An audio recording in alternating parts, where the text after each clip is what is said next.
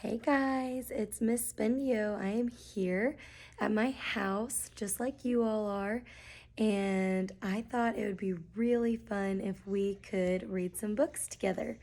So we have a winner. If you voted, hopefully this is one that you wanted to hear, and if not, that's okay. We'll do plenty more.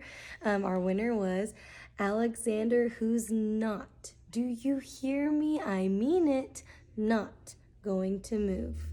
This is the book that we are going to read together today.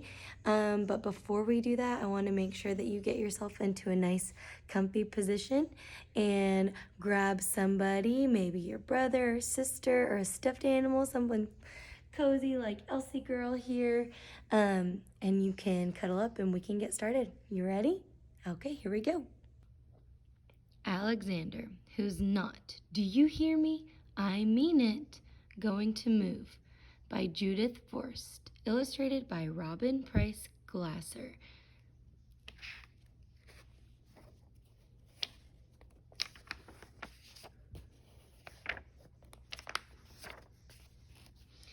They can't make me pack my baseball mitt, or my I Love Dinosaurs sweatshirt, or my cowboy boots. They can't make me pack my ice skates, my jeans with 8 zippers, my compass, my radio, or my stuffed pig. My dad is packing, my mom is packing, my brothers Nick and Anthony are packing. I'm not packing. I'm not going to move.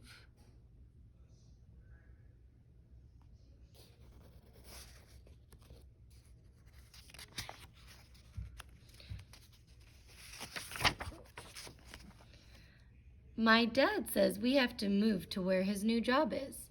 That job is 1,000 miles away. My mom says we have to move where our new house is. That house is 1,000 miles away. Right next door to the new house, there's a boy who is Anthony's age. Down the street, there's a boy the same age as Nick. There's no one next door or down the street or maybe for 1,000 miles who is my age.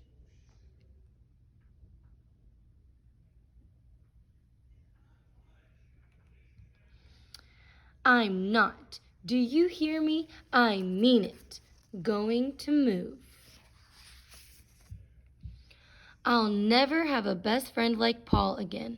I'll never have a great sitter like Rachel again. I'll never have my soccer team or my carpool again. I'll never have kids who know me except my brothers, and sometimes they don't want to know me. I'm not packing. I'm not going to move. Nick says I'm a fool and should get a brain transplant. Anthony says I'm being immature. My mom and dad say that after a while, I'll get used to living 1,000 miles from everything. Never, not ever, no way, N-O.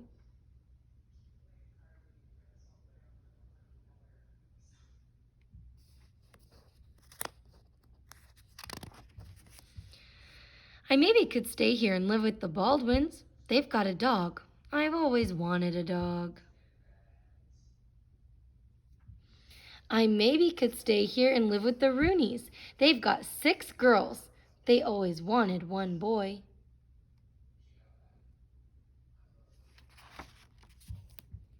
I maybe could stay here and live with Mr. and Mrs. Oberdorfer. They always give great treats on Halloween. I maybe could stay here and live by myself in maybe a treehouse, or maybe a tent, or maybe a cave. Alexander's house. Keep out, specially Anthony and Nick. Nick says I could live in the zoo with all the other animals. Anthony says I'm being immature. My dad says I should take a last look at all my special places. I'm taking a look, but it won't be my last. I looked at the Rooney's roof, which I once climbed out on top. I looked at the Rooney's roof, which I once climbed out on, but then I couldn't climb back in until the fire department came and helped me.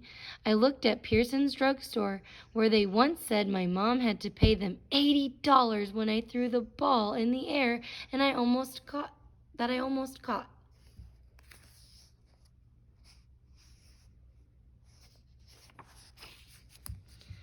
I looked at the lot next to Albert's house, where I once and for all learned to tell which was poison ivy. I looked at my school, where even Mrs. Knoop, the teacher I once spilled the goldfish bowl on, said she'd miss me. I looked at my special places where a lot of different things happened. Not just different bad, but different good. Like winning that sack race, like finding that flashlight, like spitting farther than Jack 3 times in a row.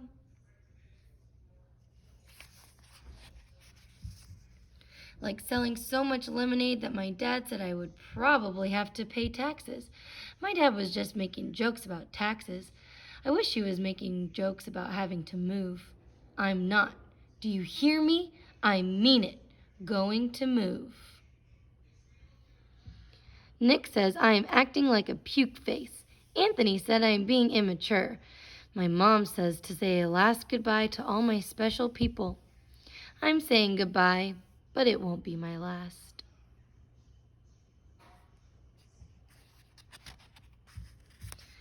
I said goodbye to my friends, especially Paul, who is almost like having another brother, except he doesn't say puke face or immature. I said goodbye to my neighbors, especially Swoozy, who is almost like having a dog, except she's the Baldwin's dog instead of mine.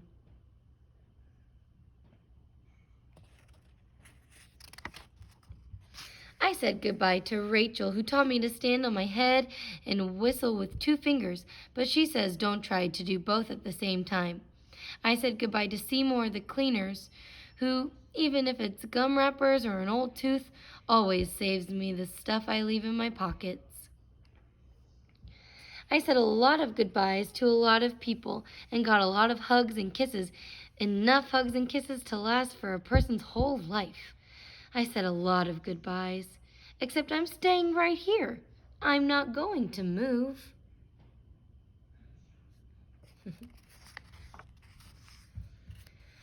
When the movers come to put my bedroom furniture on their truck, maybe I'll barricade my room door.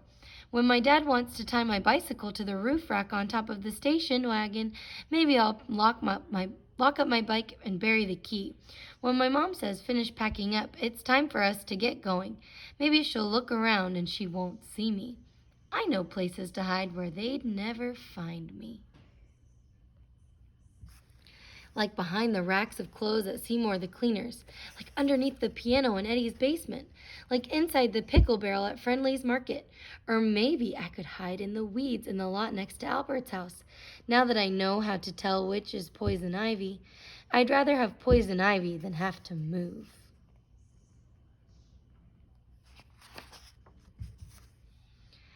My dad says it might take a while, but I'll find a new soccer team. He says it might take a while, but I'll find boys my age. He also says that sometimes when a person moves away, his father might need to let him get a dog to be his friend till he makes some people friends. I think that Swoozy, too, would be a good name.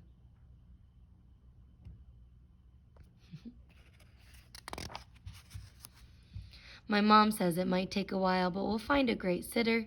She says it might take a while, but we'll find a cleaners who even saves gum wrappers and old teeth.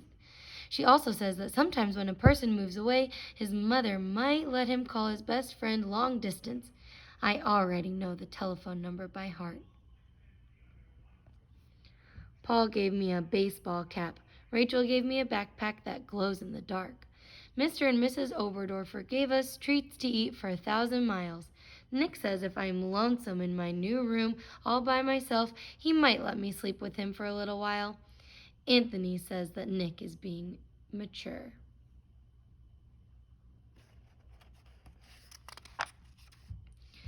My dad is packing, my mom is packing, my brothers Nick and Anthony are packing. I don't like it, but I'm packing too. They better not try to move any more when we get where we're going to go.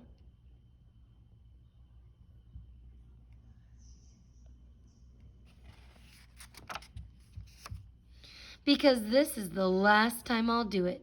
The next time they won't make me do it. Never, not ever, no way, and oh, I'm not, do you hear me? I mean it, going to move.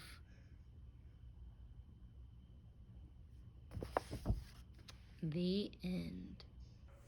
Well, kiddos, I hope you liked our book today. We are going to do some more, so keep looking, and hopefully we'll get through a lot of books until we can be together again and read them as a whole class in the same room. Have a good day.